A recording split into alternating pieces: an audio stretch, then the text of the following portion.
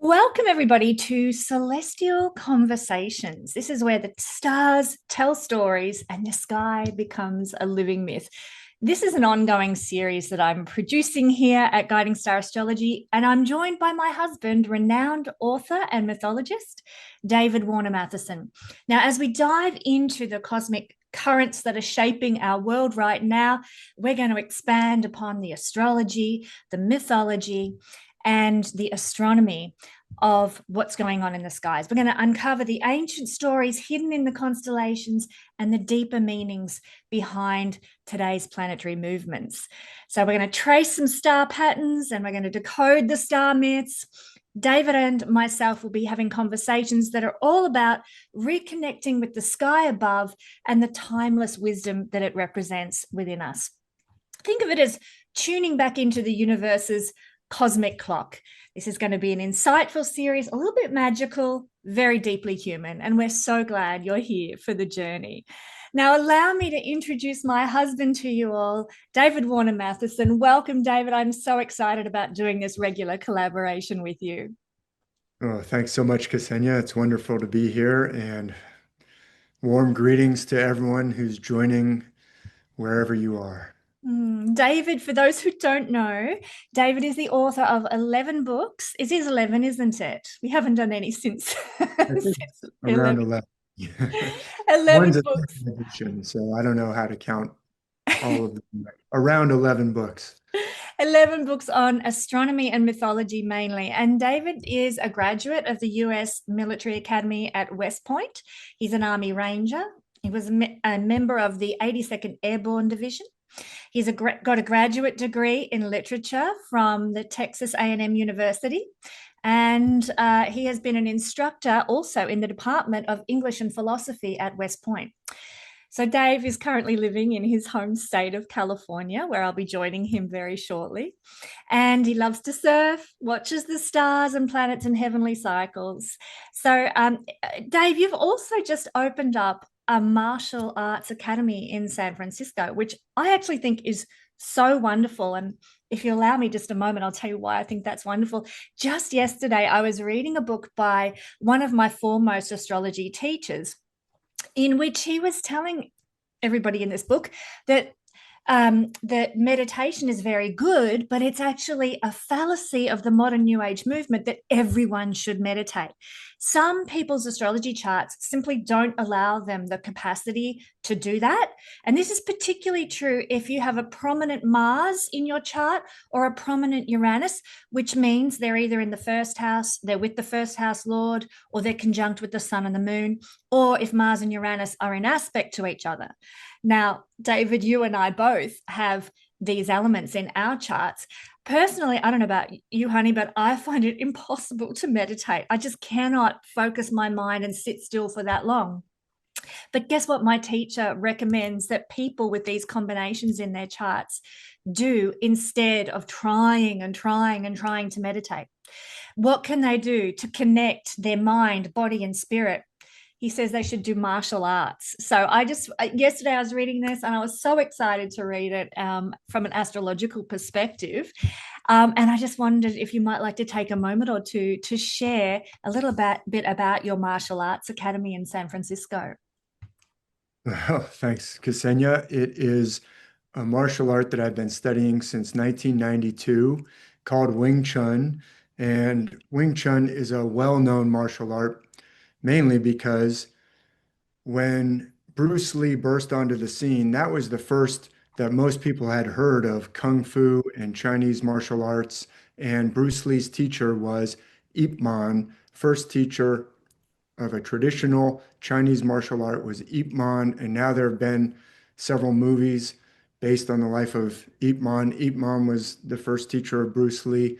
Ip Man was the teacher of Sifu Duncan Leung. That is the lineage of Wing Chun that I follow. And I actually just published a new video explaining Wing Chun is a very esoteric martial art.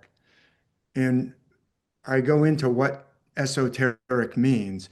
But in my opinion, Wing Chun may be one of the most esoteric, bless you, Thank one you. of the esoteric martial arts in that it conveys its truths through forms and tools that the meaning is not immediately obvious. You have to have the meaning explained to you. It's a lot like the parables that many Mm. people are familiar with in the Bible, where Jesus says, let me tell you this story. And then the disciples say, what was that all about? And he says, most people who hear this will not understand the meaning. Now I'm going to impart the meaning to you.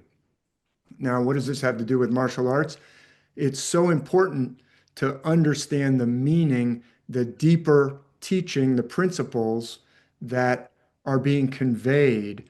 And this is the way that ancient wisdom has been conveyed around the world, especially in the Chinese culture, for sure. They use esoteric techniques where you might learn it, but unless someone explains to you how this is unlocked, you either have to be very thoughtful about it, probably for years, and figure out what it means, or have someone explain it to you. So, So that's what you all do at your school. You explain it to well, everybody. all that to say is that the lineage of martial arts that I am teaching is called applied Wing Chun. That is the lineage of Sifu Duncan Leung because he understands those principles and he feels so strongly about if you don't understand these principles, then what you're doing will make no sense. And even worse, it won't actually work. But if you understand the principles, then it is an absolutely powerful martial art. So I am very excited about starting Street Defense Applied Wing Chun. So it's in I'll the put Applied the, Wing the Chun link in the lineage. description for people if they want to check it out. And Applied Wing Chun is it's very important to me. It's been a huge part of my life since, I was only 22 years old. Fabulous, fabulous. And so you're teaching self-defense for women's classes and you're teaching evening classes for children and adults. So everybody can join. Right. There's a teens classes and an adults classes, and then there will be women only self-defense seminars, and there's also private and semi-private options. So, yeah, thanks for allowing me to highlight that a little bit. It's here on the peninsula in the San Francisco Bay Area. So, the Bay Area is a pretty big geographic place, just like Melbourne is. So, you have to specify where it is. It's in Los Altos. Mhm. Very, very special. I'm excited about it, especially after reading, like I said, what I did yesterday, because I could never figure out why I couldn't meditate. It did nothing for me. And I know Lada from Astrolada has said the same thing many times.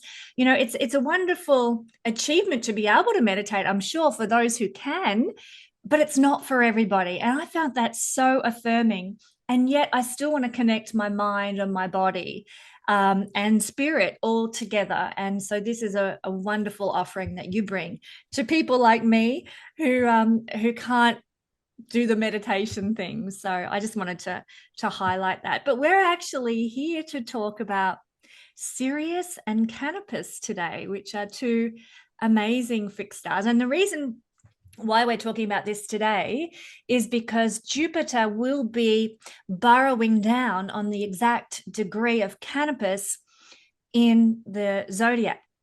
So just for those who don't understand, Canopus is not sitting on the ecliptic plane where Jupiter is, but it's projected.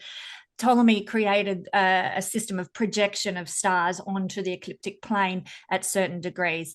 And Canopus is at the 15th degree of Cancer, where Jupiter is currently sitting and turning direct this 10th of March.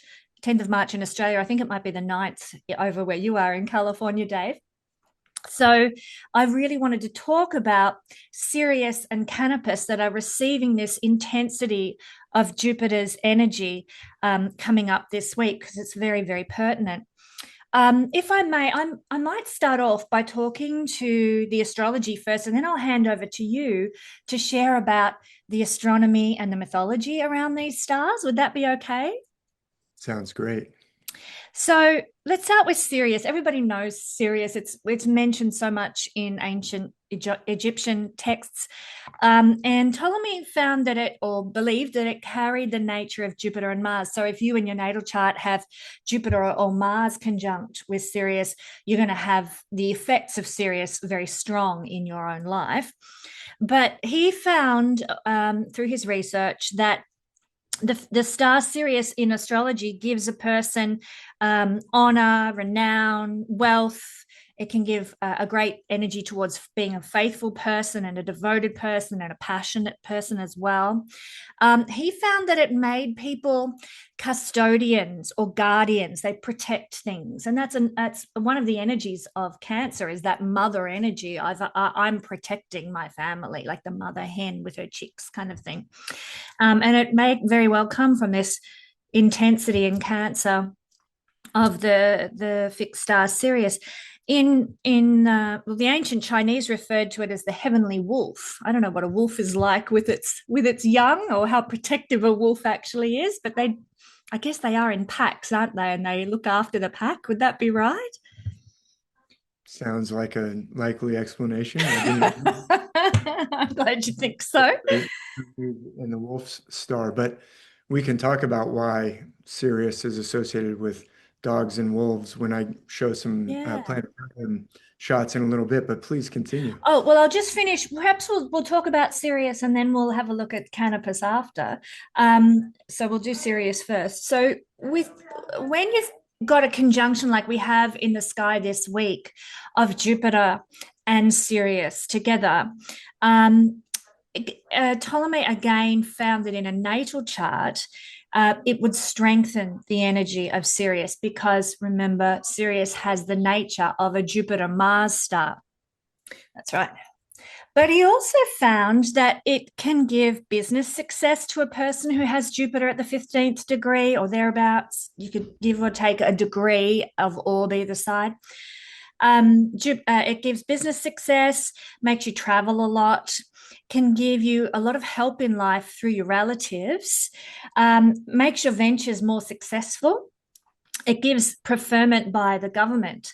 So lots of auspicious things with Sirius, but people who've got this in their chart, Jupiter with Sirius, tend to attract friends. They often have unusual occupations, not mainstream occupations, and they tend to have large families or be born into large families.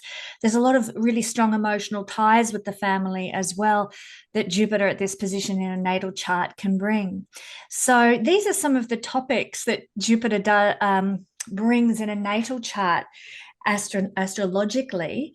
But I'm going to hand over to you, Dave, to tell us a bit about the mythology of this star, Sirius. And yeah, you can share your screen. Like, are you happy to do the two stars separately? Actually, I was going to suggest you continue on with Canopus if you don't mind, because as you're talking about right now, the projection, if I'm not saying this, incorrectly, the projection down to the plane of the ecliptic is going to be in line with Jupiter, Sirius, and Canopus within a very close orb. Is that correct? So I was planning actually on Tying it trying to all incorporate together? both of them together. Yes. Sure. If Well, if, in which if you case, want to go ahead with Canopus. yeah, absolutely I will. That sounds great. So, and it's probably pertinent to do it that way because they are all tied in together at the same spot, particularly on the 10th of March this week when Jupiter is there. And when a planet is stationing, either stationing retrograde or stationing direct, it's stronger than ever. This is at its strongest peak because the energy is concentrated at that point before it starts moving again in the retrograde system. So, yeah, Canopus carries the nature, according to some ancient researchers, of Venus and Mercury. But Ptolemy actually said it was a Jupiter Saturn type of star. That means if you've got Jupiter conjunct natally with Canopus or Saturn conjunct natally with Canopus, then you would have it very strongly in your personality and the course of your life. Now, if you think about it, Jupiter is a great benefic and Saturn is the great malefic. So it's a double-edged star, in my opinion. It can give both good and bad. But some general symbologies for Canopus from the ancient researchers suggest that it would make somebody, and this is no matter what star or luminary you happen to have in conjunction with Canopus, it would make somebody very idealistic, quite psychic as well. They would be very good looking and lovable type of personality, very refined and quite intelligent and knowledgeable. Lots of travel again, though, with Canopus. And the ability, now this was fascinating to me, the ability to change evil into good. So given that we are coming to a week with so much volatility unfolding on the planet right now, and Jupiter, the great benefic, being conjunct with Canopus in such a strong way, I mean, it doesn't pretend that we're going to turn all the evil in the world to good right now. I mean, there's just so much evil, it's overwhelming. But it does give me a little bit of hope that maybe out of all this mess, we might be birthed into something that is much better. We may not see it straight away. Jupiter, when Jupiter gives his energy in astrology, he is a future-oriented type of planet.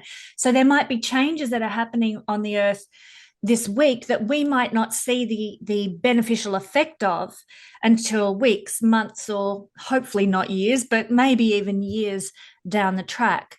But it is a hopeful thing to my mind that Jupiter is stationing direct on the star Canopus. Now, that said, remember, Canopus is a double-edged sword of a star. Canopus has been known to give death by drowning if it's prominent in a person's chart with the 8th house lord or in conjunction with the 8th house cusp in a chart. He's also concerned with the sea and shipping and rivers and springs, and you'll probably talk to why that is when we get to the mythology, but it's worth noting. Canopus, as far as I'm aware, Dave, and you might be able to sort of verify this for me, is a star that's only visible in the southern hemisphere. I don't believe you can see it from above the equator. Is that right? Not exactly, but it is a very southern star. So it's down by the south celestial pole, and you cannot see it from the latitude where I am sitting right now. So I never saw Canopus until I went to Australia with Mm. you. But you can see it. In fact, I'm going to show a screenshot from the location of Egypt. And you can see Canopus very low in the sky from Egypt, right above the southern horizon. So the further you go south, if you imagine yourself in Egypt and going south, you're going towards the Mm. equator, but still they're about 33 degrees where the Great Pyramid is, if I'm not mistaken off the top of my head. But as you're going south, just think of yourself going down towards that south pole from, let's say, the latitude of Egypt. The further south you go, the higher in the sky the south celestial pole will Mm. begin to rise, and so will Canopus. And until you get down to Australia, and Canopus arcs very high across the sky. Yeah, it's an undying star down here.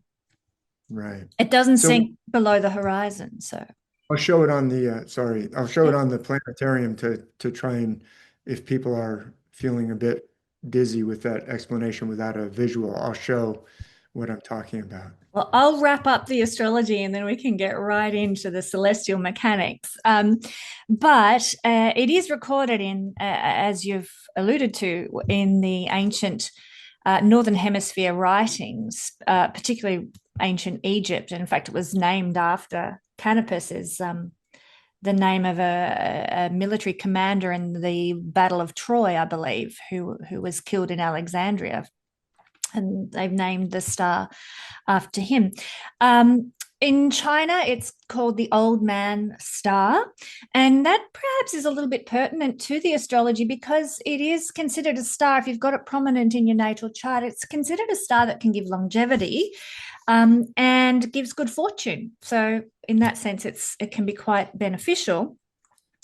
And in relational astrology, Canopus, if it features strongly between the dynamics of two people's charts, gives a happy relationship, but usually only after kissing a few frogs first, unfortunately. Now, with Jupiter in conjunction to Canopus, it will give a person, if it's prominent in their natal chart that Jupiter is with Canopus, it'll give a person of great pride, probably very interested in religion or spirituality, success in business, lots of travel again, preferment in writing, in sports and public affairs. It can make a person a healer or a religious leader as well. And somebody who tends to look out for themselves will usually be a Jupiter Canopus person. They tend to depend on others to bring them security. So it's not that they aren't kind or generous, people with Jupiter and Canopus, but it's more that I'm worried about my own security first and foremost. So that's my little brief analysis into Jupiter with Canopus and Sirius. Now, I am so keen to hear your insights into these amazing two fixed stars that are so prominent in our skies this week. Hit it, Dave. Well, thank you for those insights. That was fascinating. And I would just say up front, a lot of what you said, I didn't know what you were going to talk about. And yet I can show you with some of the pre-prepared slides that I already made before I even knew all the things that you were saying, where a lot of that may come from or how it ties in with ancient mythology. So it's really quite striking. Now, it's interesting. I also didn't know that the Chinese sometimes refer to Canopus as the old man star. And I just wanted to ask you off the top of your head, this isn't to put you on the spot or anything, but if you had to choose, let's say, a god or a planet, who would be the old man? Saturn. Um, He's think a of father, grandpa, his and he's a father time. Saturn star. Yes. So Canopus. So let's take a look at what I've got prepared. And so Is that the you've answer already, you're wanting? that was what I was looking for. Yes. And we'll get into that. We'll get into that um, with some of the stuff that I've got prepared. But I was going to say, I'm trying to do Sirius Canopus together. And as you mentioned, I think probably many of your viewers and Guiding Star family are more familiar with Sirius. So I'm going to focus a little more maybe on the Canopus. Sirius in mythology is, of course, very important as well. But so just briefly, for those who don't know, I've already talked about Kung Fu, but for the past 16 plus years, I've been writing books about the connections between the stars and the myths. The mythology of the world around the world is based on a common system of celestial metaphor. It is esoteric, again. It is telling us things in the myths where the lessons are not always directly clear. Sometimes you'll hear a myth and you'll go, "Ooh, that is weird. What? That doesn't make any sense. Why would that happen? That seems to be so wrong." And then the hidden meaning is quite profound, but the ancient wisdom is hidden in these stories. And there's very good reasons for doing that, just as there are with teaching martial arts in an esoteric way. In fact, we watched together, I think it was your first time, Karate Kid. And I hadn't seen it before. It was great. if people want to know what esoteric means, that's a good example is Mr. Miyagi says, "I'm going to teach you karate in this case." And Daniel-san says, "Okay, great." And then Mr. Miyagi proceeds to have Daniel-san wax the car, paint the fence, sand the deck. And after a while, Daniel-san gets a little frustrated. He says, "When am I going to learn karate?" He doesn't realize he's already learning it. That's esoteric. He's learning it before he understands it. That's esoteric. It's hidden inside something that seems like it's about something else. Anyway, enough about that. I will have to keep myself from just going on and on for hours. There's just so much exciting material. But I really am looking forward to this new series that you've created where we talk about astrology and then some mythology. So let me share my screen so that your viewers can see what I've prepared. And I'm pressing the share button and going here. Let's see if it works for your Mm-hmm. viewers. Let's do this. All right. So can you see Hamlet's Mill? Yes. All right. So as I, Ooh. men- as I mentioned when you brought up Canopus and Sirius, I said, well, Hamlet's Mill really does dwell a lot on Canopus and Sirius. And Hamlet's Mill is this book that was published in 1969 by two college professors, Giorgio de Santillana and Herta von Deckend. They were both professors at MIT. This book was published in 1969. They were already, professors for probably decades before they wrote it. So they both long ago passed on to the next adventure. But they wrote this book, and it's very um, not straightforward. It's very convoluted, and it's very almost deliberately coy and um, not direct. So it's a frustrating book, is what I'm trying to say. But this is one of the books that really awakened my curiosity about connections between the stars and the myths.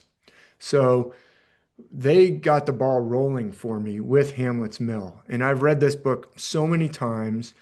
There's so much in it. I won't go much further on that other than let's bring up some quotations from Hamlet's Mill that are pertinent to what you're just talking about with your audience. So let me see if how do I do this? Okay. So first of all, this is fairly early in the book, and they are talking about the concept of the earth. And they say right here, when the ancient myths are talking about the earth, or the earth gets destroyed by fire, or the earth gets destroyed by water, in the myths, there's these periodic Mm. Armageddon. There's Ragnarok in the Norse myths. There's all these different periodic endings of one world, like the Noah flood ends one world and brings in another. Mm. And then there's the book of the Revelation where they talk about a new heavens and a new earth will come about. There's some people who take that literally. They should not be taking it literally because this is esoteric and Mm. it is celestial. And so, right here in Hamlet's Mill, these two authors explain that when they're talking about the earth, it applies, I've circled it in red or put a box around it, it applies to the band of the zodiac, 24 degrees right and left of the ecliptic. That's what they're talking about when it's the earth, according to the argument of these professors. The earth has four corners. And they say it's not like the ancients believed that the earth was a square sitting, on the ocean with four corners. Wrong. They're talking about the four corners of what? If the earth is the zodiac and the animals of the zodiac, what are the four corners of it? Well, of course, it's the solstices and the equinoxes. That's the four corners. They say it right here. The two equinoxes, vernal and autumnal, are those that cut the year in half with an equal balance of night and day. And then they talk about the solstices, the highest point of summer, and they say those 4 points together make up the four pillars or corners of what was called the quadrangular earth, the square earth. It's not this globe that we're living on. It's not that the ancients believed in a flat earth. That's not correct. And they say, so those are the 4 points, and periodically those four pillars change, and you get what? A new heaven and a new earth. So there's the age of, Aries, and then before that there was the age of Taurus. Okay.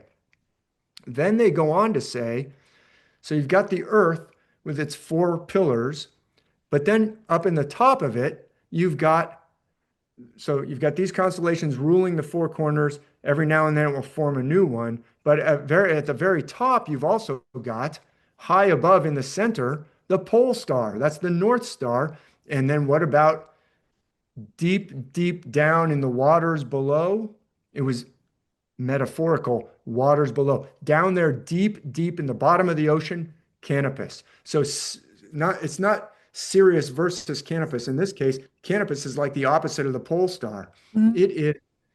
It says, thought to be Canopus by the ancients. That's like the bottom where all the waters run down to Canopus. Canopus is like the very bottom drain or the very bottom weight of Wow.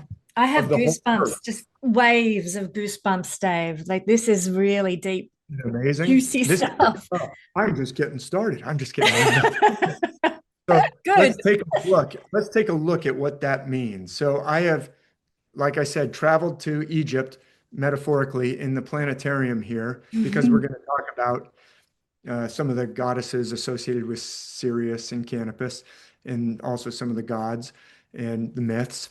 But this is the night sky actually today. So if you look down in the very fine print at the bottom, you'll see Mm. 2026-0307. That's here in California. It's still the 7th of March. 2026-0307. I took this screenshot. I moved the pointer to basically where the Giza pyramids are pretty much. Actually, this is only 28 latitude. So I just clicked, somewhere in Egypt. But we're looking to the south. So if you look down at the very bottom of your screen, you'll see a red S. And I've put that pretty much in the center. So we're looking towards the south. Now let's find our zodiac. Let's find our ecliptic, path. And up here, I started with Gemini. Why did I start with Gemini? Because Jupiter is in sidereal Gemini, right? Mhm. Tropical Cancer, but there you can see Jupiter. I'll point to it in a minute with a little arrow, but there's Gemini. You can see the twins. These are the outlines of H.A. Rey. I go into that in many of my books, why you got to use these outlines, but Gemini is there. They make So so much sense, these outlines. They look like two twins holding hands, of course. twins. They're walking along. It's Castor and Pollux. Pollux is the brighter of the two, the star that's labeled there. But to the left, as we're looking at it, which is to the east, because we're facing south, is Cancer the crab with the everlasting arms. That's the upraised arms. That's the claws of Beautiful. Cancer. Mm. Yeah, there's Cancer the crab. And just before Cancer, of course, comes Leo. So there's Leo. Um, well, just before in the rising, from east to west. So actually, Cancer would rise first. Okay, anyway, as we're going from left to right, Leo, Cancer, Gemini. So now I'll go back to the right, and there's Taurus with Aldebaran, or Mhm. as you always say, Aldebaran. And you can see the horns of the bull, beautiful star Aldebaran. And then continuing from left to right, we've got Aries, the ram right there. Little sheep with a little sheep's tail. I think that's so cute. That's the little lamb. It actually does have ram's horns too. You can see too if your screen is good enough to see, there's a couple little stars just behind the top of that triangular head that make the horns of the ram. But Okay. Aries could be the lamb, like there's lots of lambs, Lamb of God, the golden fleece in ancient myth, but also rams appear quite a bit. And then just before Aries, to the right there, we've got Pisces. Look So how big the constellation of Pisces is. Go it is, Pisces. it is big. Now, I will caution your viewers that this is kind of a fisheye view. So the constellations get stretched out in this particular view as you get towards the horizon, and they get smaller in the center. So with that said, in the very center, constellations that are huge will look small because what this screen is trying to do is give you the impression of being inside a planetarium. So really, the stuff that's curving up on the left and the right are supposed to be to your right and left around you, Mm. right? So the stuff in the center is straight ahead. And And I say that because there's Orion. So Orion is mm. basically below Gemini, and Orion is huge in the sky, but Orion looks small, just the way this planetarium. Just imagine you're inside of a kind of a dome or a fishbowl or something. So there's beautiful Orion. I'll put the label there with the belt stars. So most viewers are probably aware of the belt stars of Orion. I've really tried to highlight them as I outlined Orion for you to see on the view. And it's important. I'll talk about why Orion's important in all the mythology, but let's now point out some of the celestial bodies. So, as you mentioned, the planet Jupiter, and not just you know, in Gemini, you can see straight above Sirius. I'll point out Sirius in a second, but not just there, but going stationary and coming out of retrograde, I guess. Is that Mm, correct? that's That's right. that's powerful. And then, so you can see Jupiter shining there right in the twins. That's where you would see it in the sky, not according to tropical astrology because of the precession, but Yeah, this is now visual astrology, like that we're looking at here. Mm. the visual placement of Jupiter. And so now I'll point out where is Sirius. There's Sirius directly, basically directly below or in line. And if your viewers are familiar with the term the dog star, why is Sirius called the dog star? Because it is the brightest star. Well, first of all, it's the brightest fixed star in the sky, but Mm. also it is the brightest star in the constellation of Canis Major, or the big dog, the greater dog, the major dog. And here's the outline of Canis Major. And you can see this in the southern hemisphere, Mm. very well. Beautiful. But because when we're in the southern hemisphere, Sirius is above, well, Orion is north is down when you're down. Orion's on his head and Sirius is above. That's how we know we're not on a flat Earth. But anyway, Yeah, there's that's that's right. why that's why Sirius is the dog star and associated with being a guardian or a wolf star.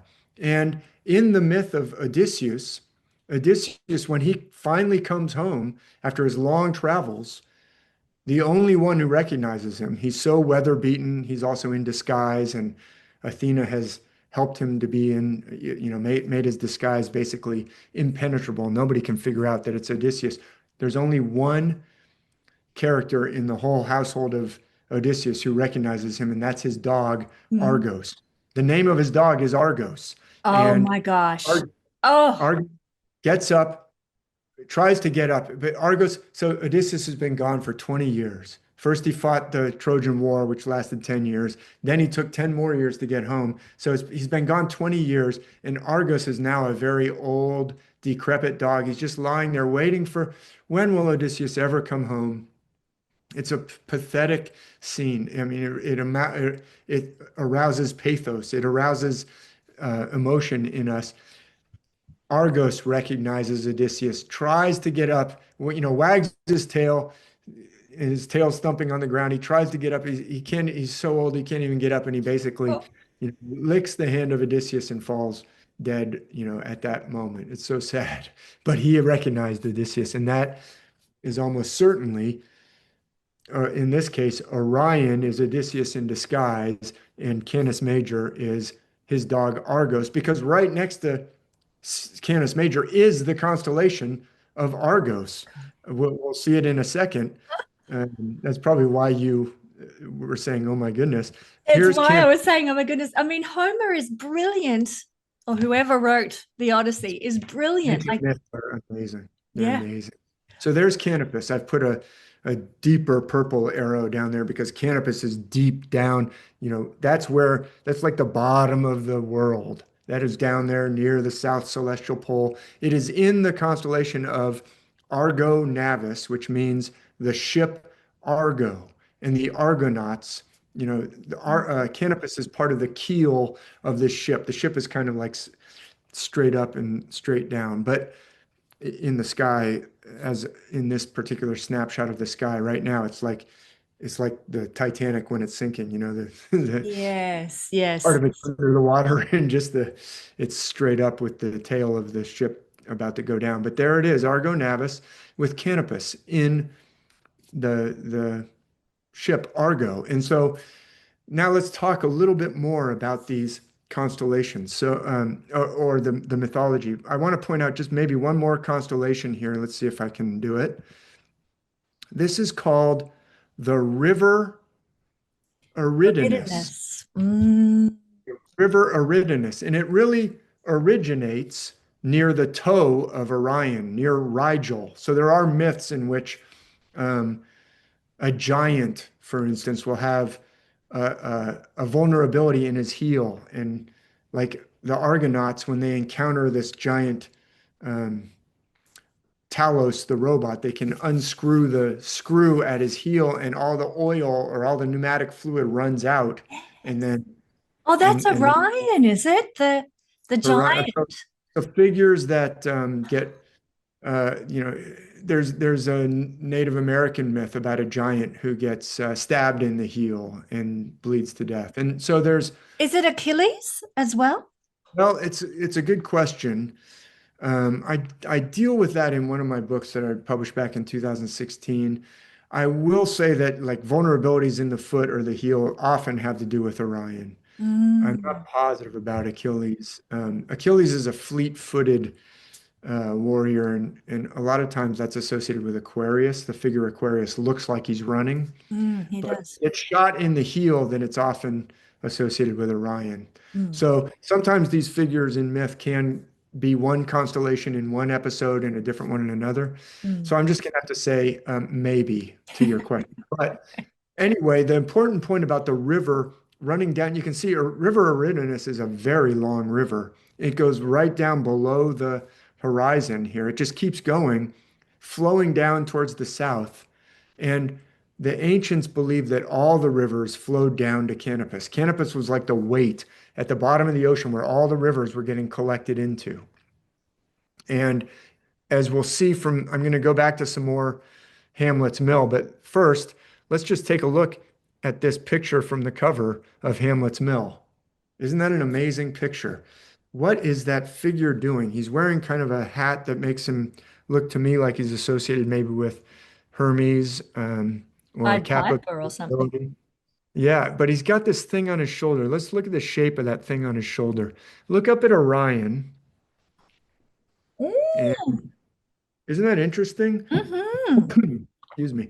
He's got so Orion will often have a winnowing fan or a paddle on his shoulder. If you go to Polynesian culture, the chiefs would often carry a big paddle. The big, the elders of the nation, the most seasoned warriors would have a big paddle as their station of rank. And look at Orion. He has this, like, looks like a paddle on his shoulder. It can also be associated with a winnowing fan. You may be familiar, or your readers, viewers may be familiar with the Bible. His winnowing fan is on his shoulder. In fact, in Odysseus, at the end of his life, when he goes down to the underworld, he's told by Tiresias. He has to go down to the underworld to find out, how do I get back in the good graces of Poseidon, the Lord of the sea?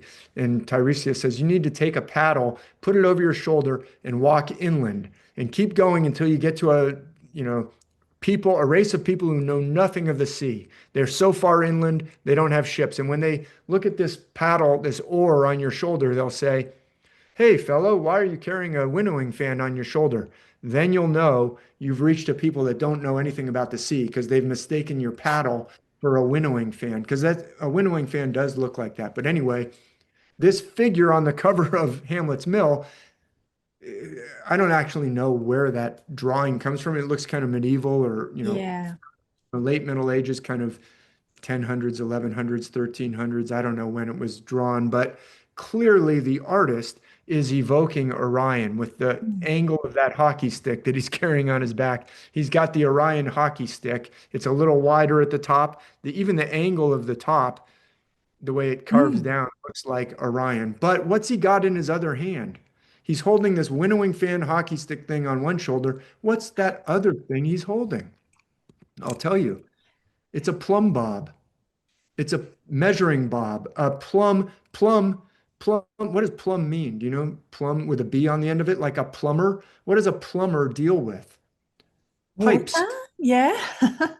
pipes. Yeah, water. But plumb pipes are made out of what traditionally? Lead, Terracotta? No? lead Lead? pipe. Okay. You play if you play Clue, or in Australia for some reason they call it Cluedo, Yeah, you the can lead pipe find in out the ballroom with Miss Professor Scarlet. Hmm. Professor Plum used a lead pipe. And in fact, the Latin word for lead is plumbum, plumbum. So the on the periodic table of elements, it's Pb. All this to say that a plumb bob means a lead bob or a heavy weight. It doesn't mean like a plum off a tree. It means like a lead weight. For measuring, it's like a level. It's like a low-tech way of getting a straight up and down line is by having measuring with a plumb bob. And that's important because Canopus is the plumb bob. It's the weight that draws everything down. And look at how it's below Orion. Yeah. You see that? So this figure, from whatever era it's from, has kind of an Orion figure holding a plumb bob. Fascinating. Now, I've taken some more screenshots from Hamlet's Mill to talk about the mythology of Canopus, and we'll weave in some Sirius too. But I wanted to, since we don't have, unlimited time, I'll focus a little bit on Canopus. Now, in the inscriptions of Dendera, this is the Dendera zodiac, Dendera ancient Egypt.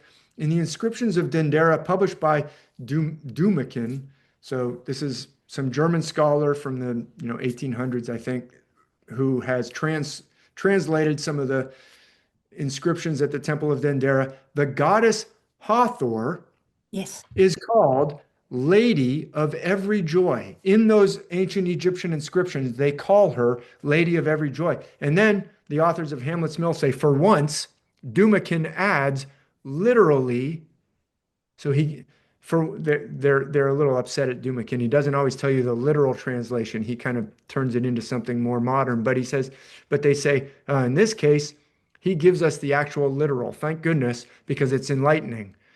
The lady of every heart circuit.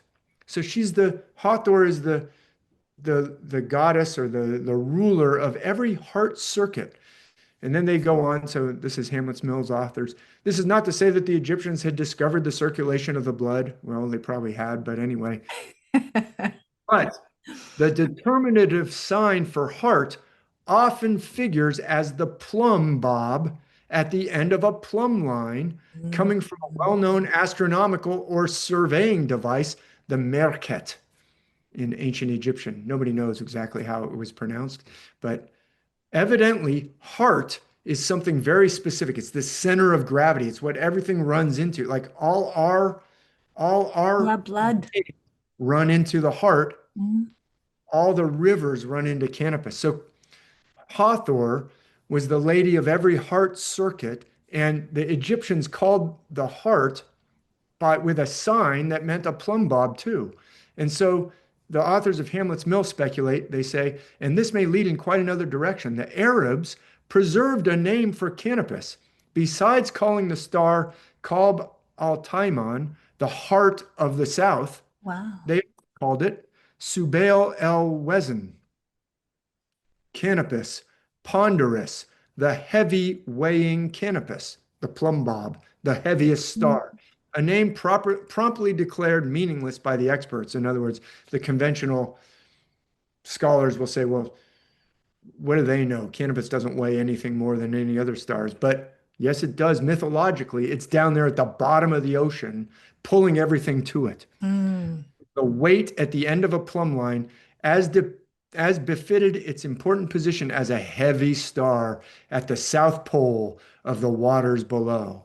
And they go on to say that Hathor, her very name, Hathor, it means the house of Horus. She rules the revolution of a specific body. She may be associated with Canopus. Now, this is really interesting. I'm going to show you Hathor. Here's Hathor. It's beautiful. This is, I forget the name of this particular statue. It's famous. But that's Hathor with the cow's horns and the sun in between. She is associated with Horus. She's either the mother of Horus in some cases or the consort of Horus, the lover of Horus. But she is associated with Horus, and she is, this powerful goddess. She's depicted this way. She's holding, a symbol of authority there. I won't go too long into it. Here she is with baby Horus, infant Horus on her lap. That's clearly Hathor. Here's another Hathor.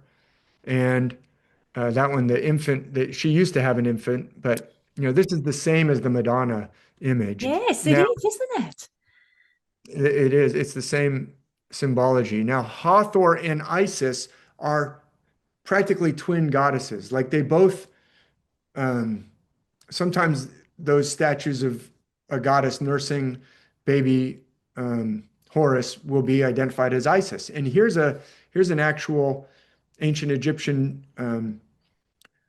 depiction of Horus, or in this case, it's a specific Horus, sometimes called Ra Harakti.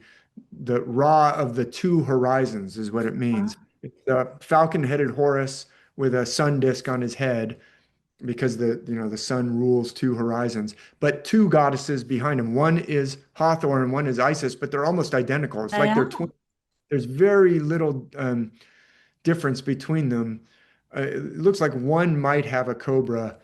The front one might have a cobra, with the horns. The one in back might not have a cobra with the horns, but they have been desecrated or, Mm. faces carved out. So it's hard to tell, but they're almost identical. They're very much the two goddesses who go together. And if this is correct that we've been reading in Hamlet's Mill, that Hathor, the lady of every heart circuit that everything runs towards, is associated with Canopus, well, it's quite well established that Isis is associated with Sirius. Isis is Huh. the No. Isis Isis is the consort. So if Hathor is the consort of Horus, the sun god, the resurrected, Mm. the the rising sun god, who is Isis the consort of?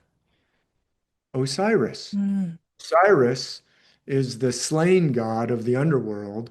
He goes down to the depths, but Isis is associated with Osiris, Hathor is associated with Horus, but they're the two goddesses. And if Hamlet's Mill is correct, Hathor is associated with Canopus and Isis with Serious. Isis. No, there's no argument that Isis is associated with Sirius, and she accompanies Orion. Orion, a lot of people will say, "Oh, it's clear that Orion is Osiris." That's like conventional Egyptology definitely Mhm. associates Orion with Osiris, and Sirius, as we already saw, the dog star is right next to Orion, right?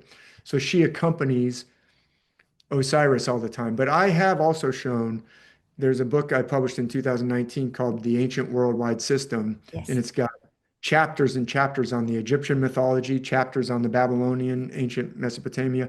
Anyway, I go really into Isis in the myths in that book, and I show that Osiris, I'm not saying he's not associated with Orion, but he's definitely also associated with Ophiuchus. And Ophiuchus and Orion are on opposite sides of the sky. Ophiuchus is right above Scorpio. So viewers who are familiar with the stars will know Scorpio and Orion are never on in the sky at the same time. Basically, they're on opposite sides of the Earth. When we're turned towards Orion, we're turned away from, Yes, you know, because we're 12 miles Orion's right apart. next to Taurus, which is opposite Scorpio in the zodiac, so that they're an So axis. Yes. So it's very interesting if, you know, I talk about that in this 2019 book. I talk about the evidence that Osiris, at least the slain Osiris when he's mummified, is definitely associated with Ophiuchus. The Mm. serpent halves of Ophiuchus are like the mummy wrappings Yes. around Osiris. And so it may be that Osiris, when he's alive, is Orion, and when he's down in the underworld, is Ophiuchus on the opposite side of the sky. But anyway, Isis, Hathor, I just thought I'd bring them in, and then just a few more little tidbits from the myth, and we can wrap up whenever you want. But continuing with Hamlet's Mill, it's just fascinating some of the Canopus information that they give us. In fact, I circled before we go to the area that I just outlined. If you go to the footnote on the previous page down at the very bottom, they Yes. explain, all the rivers run down to Canopus. So the jar of Aquarius, which is pouring out water, that was also that jar, that water was thought to flow down to Canopus, down to Canopus. And the Egyptians, when they mummified and buried their dead, they would put the vital organs inside some jars that were called, do you know what they're called? Oh, I can't remember. Sorry. Canopic jars. They're That's called right. canopic jars. And it says down there in the footnote that the Egyptian Canopus is a god. He's a jar god. So the jars are associated with a god who's associated with Canopus. So those canopic jars are somehow associated with Canopus, this deep weight. That's where, everything flows down to. But anyway, let me just go with a couple more fascinating quotations to whet everyone's appetite for mythological connections to the stars in future conversations. They're now talking about how a star that's down at the very bottom of the ocean represents, in some myths, a god or a figure who has been cast down beneath the waves. And they Ooh. say, Ooh. thus, in whatever Sorry. dialect the phenomenon is spelled out, the fallen ruler of the Golden Age is held to dwell nearest to the celestial South Pole, particularly in Canopus, which marks the steering oar of Argo, Canopus, at the confluence of the rivers. So Canopus is down there, is the sleeping ruler of the Golden Age beneath the waves. Who's the sleeping ruler of the Golden Age? Saturn. Saturn. Who Saturn is is the ruler of the Golden Age, and he's down under the waves until he's going to come back, just like King Arthur sleeps. King Arthur ruled over a golden age, but then he got, put under a sorceress spell and led down beneath the waters by the Lady of the Lake, where he's going to sleep in an underground cave until England needs him again. Then he will come back to bring back the golden age. And he should be back by now, wouldn't you think, considering what's happening in England? isn't this interesting? So this is the ruler of the golden age is associated with Canopus, and then they make some even more amazing. I'm almost done, but this is just fascinating. Look at this little thing that they say here.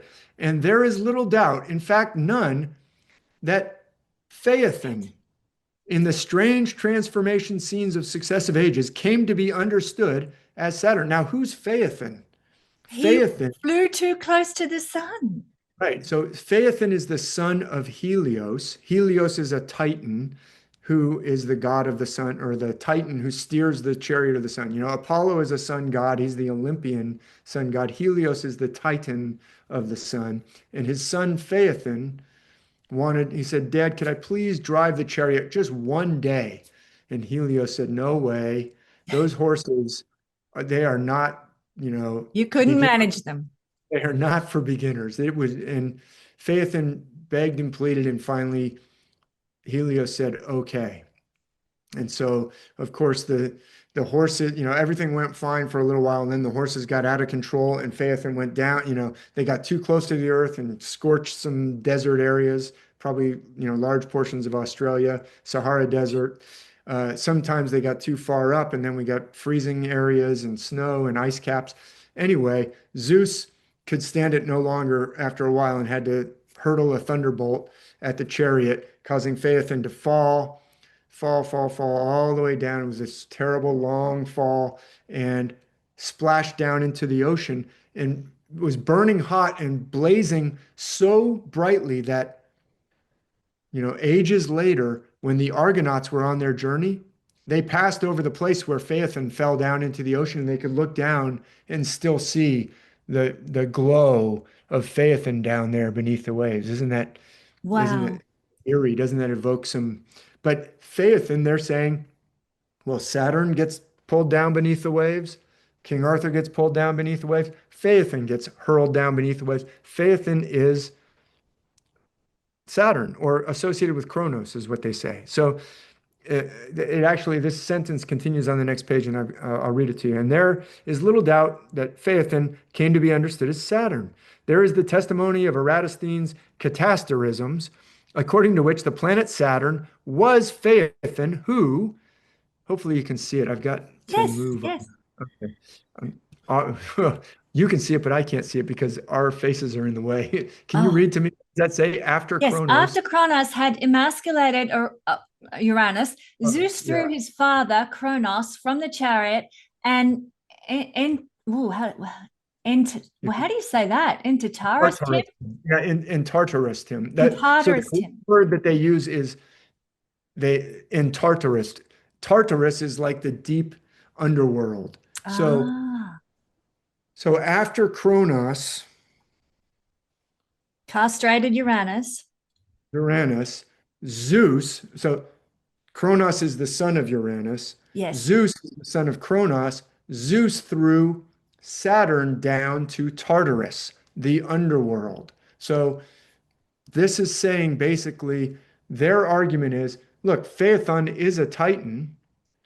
Kronos is a Titan. So Kronos, it's not too far of a stretch to say Kronos, who's Saturn, is also Phaethon. Phaethon and They're one and Kronos the are same. Mm. they're both cast down to the deep underworld. So it's fascinating to me that astrology preserves this knowledge as well, in that Canopus Is a people Saturn star. have Saturn, yes, Saturn characteristics, and it's heavy and it's associated with the depths. It's amazing. But when Jupiter is with Canopus, then you get you get positive and the positive side of That's the right. Saturn I coming out. actually, in my natal chart, have Saturn with Canopus, and the description of Saturn with Canopus is to be weighed down, to always be left holding the bag, responsible for everybody else. And so that's very, very interesting to me.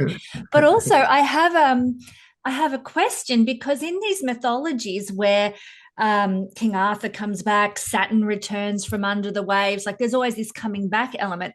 Is that related to, because down here in the southern hemisphere, Canopus sinks down low on the horizon at certain times of year, and then at other times of year he's back up bright and high in the sky, and then there's sort of this backwards and forwards as the seasons progress throughout the year. And so is this coming back idea of Saturn returning from below the waves the fact that he does reappear seasonally? Well, so the most correct answer is nobody knows. Authors of Hamlet's Mill, like I said, they're frustrating. They're famously they've stumbled across all this information, but they don't really ever explain, well, Mm, this is why. So that's what set me off on this journey to I have found some reasons, but there's no there's no text we can no go to say definitive, that's for yeah. true. For sure, it means this. What I believe the evidence points to is it has more to do. So it could have to do with what you just said, and those things do happen. Like Orion does disappear for a certain number of days, and um, then comes back, and Mm. so um, Canopus goes lower in the sky and higher in the sky. All the stars do, because of the ecliptic yawns higher and lower through the seasons.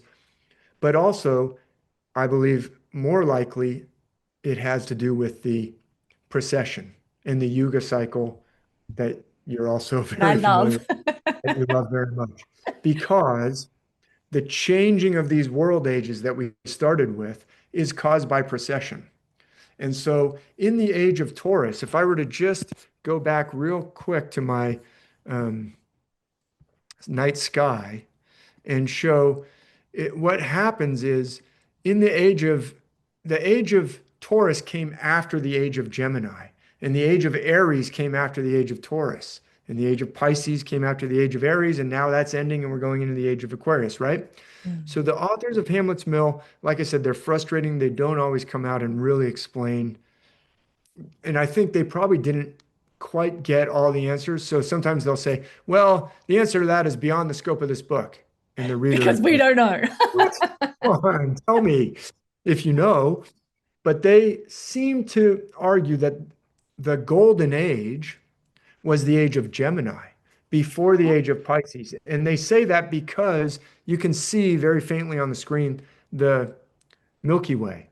Mm. So the Milky Way not only was the um, Earth laid out in these four quadrants, but the Milky Way happened to be going through one of those quadrants on one side at Gemini, and on the other side, what's opposite to Gemini? Sagittarius. Sagittarius, and that's right where the brightest part of the Milky Way is, in between Sagittarius and Scorpio. So basically, they say in the golden age, not only did we have, four quadrants, but we had the Milky Way going from the spring equinox in Gemini to the winter spring equinox in Gemini to the winter, the fall equinox, autumnal equinox in Sagittarius. And so that was like the path of souls from, one side to the other. So they believe, and also it was very ancient, but they also argue that it was the golden age was in Gemini because when Gemini is rising on the spring equinox, that's what it means to be in the age of Gemini. Yes. Sun is basically Gemini is behind the sun on the spring equinox. Well, so is Orion rising. Right. Orion is basically right below Gemini. Orion's not a zodiac constellation, but Orion would be rising on the spring equinox. And Orion, if he's associated with Osiris or all these other mythological figures who ruled a golden age, that was the golden age. But as precession went along, what precession does is it delays the rising Yes, because a it's little bit. associated with tropical astrology, right? Yeah. Well, tropical astrology stems from this difference. Yes.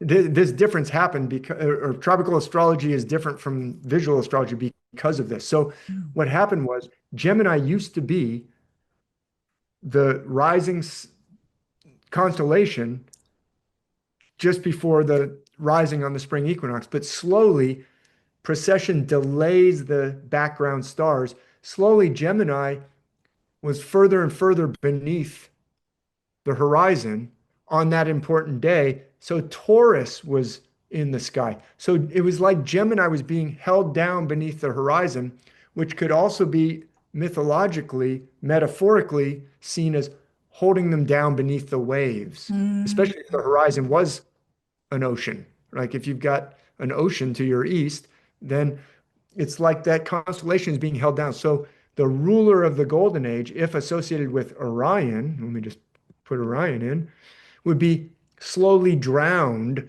under the water or made to Right. sink beneath the waves, just like Saturn down in Ogidja. I see. So that's why Zeus, throws Saturn down under the waves. When a new set of rulers comes along, the old one has to go sleep beneath the waves like King Arthur. So then later, Taurus was slowly, delayed until Aries took over and then Pisces. So it's like they're being held down. And so they argue it must have been the golden age when Orion ruled, must have been Gemini. That was the golden age. Then came the age of Taurus when the, pyramids were being built, or if you believe that they were built when conventional history says they were. Age of Taurus was like the early um, Egyptian dynasties, the Mesopotamian. That was Age of Taurus. Then that slipped into Age of Aries. Then that slipped into Age of Pisces, which we're just finishing now. So So the anyway, it's age of all Gemini was about 8,000 years ago, roughly.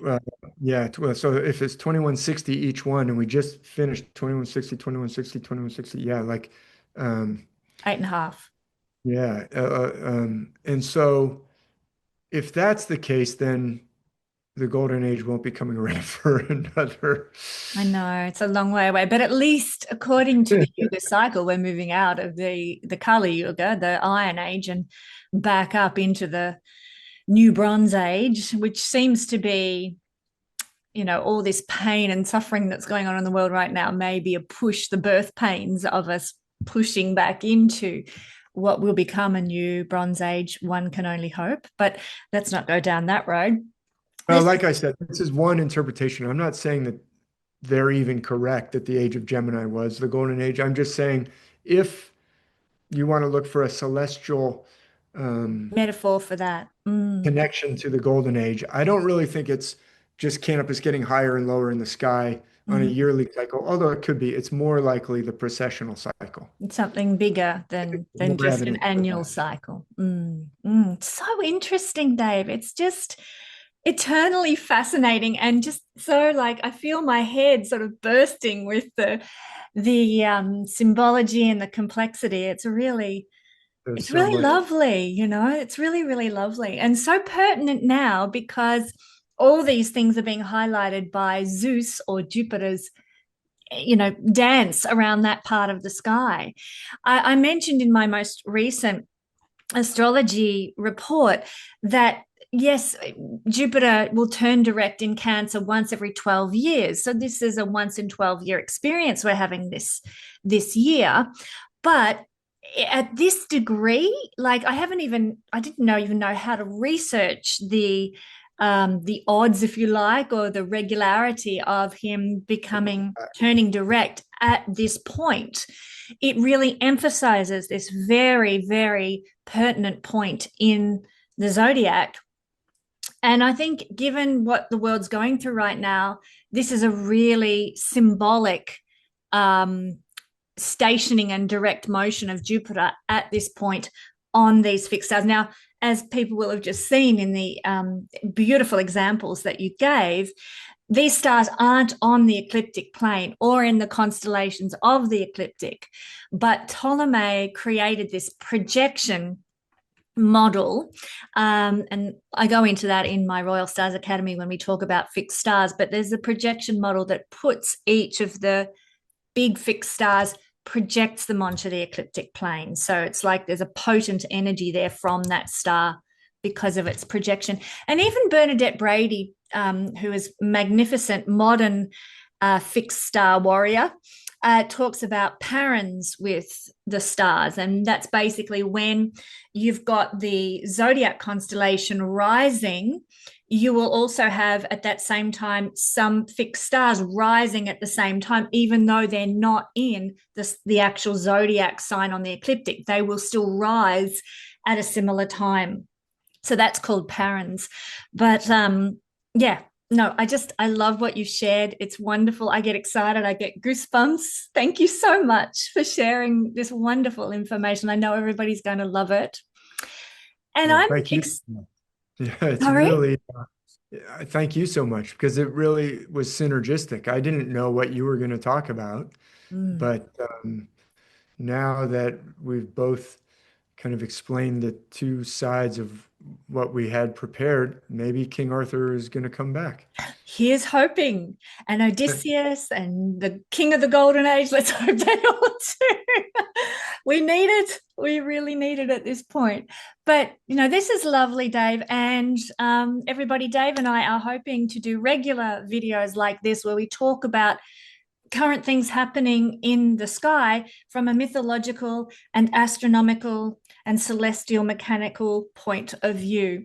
So I do hope you join us for all our future discussions.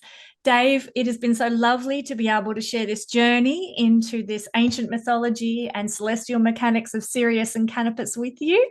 Thank you for all you prepared. And I love you very much. And I look forward to joining you in a couple of weeks over in California. It was my pleasure to prepare it and present it, and I love you very much. Thank you. Together. Thank you, everybody. And we'll be back very soon with more wonderful mythology and esoteric, fabulous tales for you.